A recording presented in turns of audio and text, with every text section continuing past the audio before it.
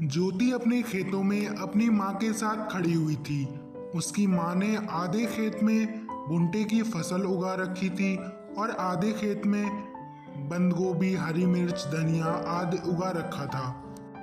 ज्योति बेटा, कल हम अपनी फसल बेचने के लिए बाजार चलेंगे, इसलिए तुम जल्दी उठ जाना, नहीं तो हमारे सारे टमाटर खराब हो जाएंगे। ज्योति की माँ बाजार में सुबह सुबह पहुंच जाती है और कहती है, बेटा, हमारी सब्जियों को देखते हुए आपके 10,000 रुपए बहुत कम हैं।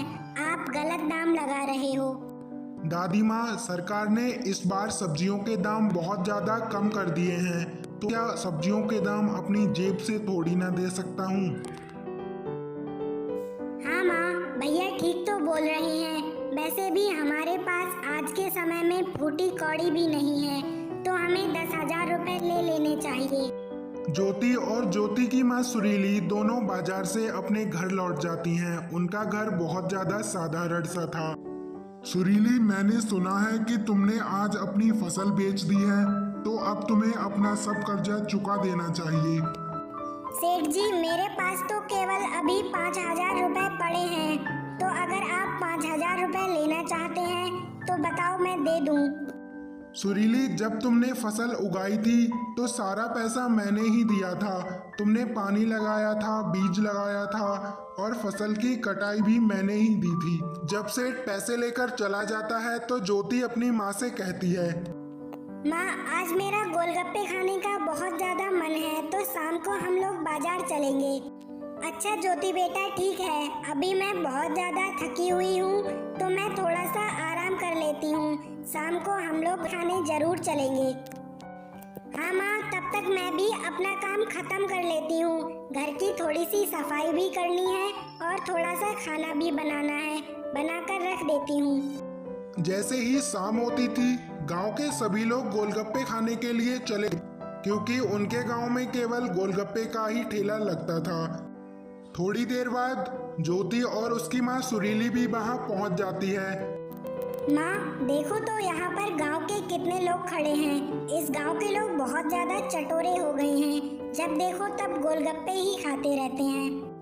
गोलगप्पे वाले भैया, जरा 2 प्लेट हमारे लिए भी लगा दो।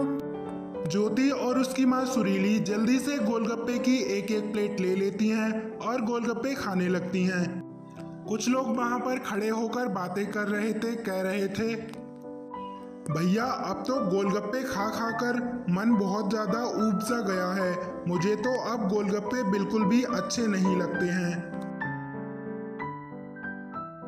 हाँ रामू भाई, आप बिल्कुल सही कह रहे हो।